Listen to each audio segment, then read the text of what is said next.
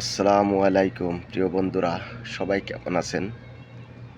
আমি একজন প্রবাসী, আমি একজন রেমিটেন্স যোদ্ধা। আমি সৌদি আরব প্রবাসী। আমাদের সৌদি আরবে কালকে ঈদ শেষ হয়ে গেছে। আমাদের কোম্পানির থেকে মাত্র 2 দিনের ছুটি দেওয়া হয়েছিল।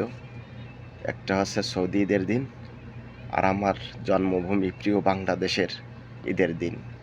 এই 2 দিনের ছুটি ইনশাল্লাহ কালকে থেকে আবার আমাদের যার যার কর্মস্থানে ফিরে যেতে হবে। তাই বাংলাদেশের সকল ভাই বন্ধুদের জানাই ঈদের শুভেচ্ছা এবং ঈদ মোবারক। এবং সবার কাছে একটা দাবি, এই অন্তত ঈদের দিন সবাই একটু মাথাটা ঠান্ডা রেখে সবাই সবার সাথে ভালো ব্যবহার করবেন।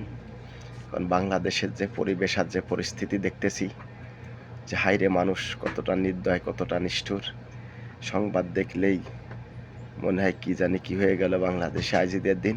তারপরও কত জায়গা মানুষ মারা যাচ্ছে, মানুষ মানুষকে মেরে ফেলাচ্ছে।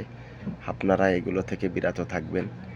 অন্তত আল্লাহর কাছে সবাই ক্ষমা চেয়ে নেবেন, যে এই কুরবানি করার জন্য আল্লাহ তাআলা যেন আমাদের সবার জীবনের গুনাহগাতাকে মাফ করে দিক এবং বাকি জীবন আল্লাহ তাআলা ভালোভাবে চলার তৌফিক দান করুক। সবাই ভালো থাকবেন, আর আমাদের মতো প্রবাসীদের জন্য একটু সবাই দোয়া করবেন যে আল্লাহ তাআলা যেন আমাদের সবাইকে সুস্থ রাখে এবং প্রিয় জন্মভূমির বুকে আবার ফেরত নেয়।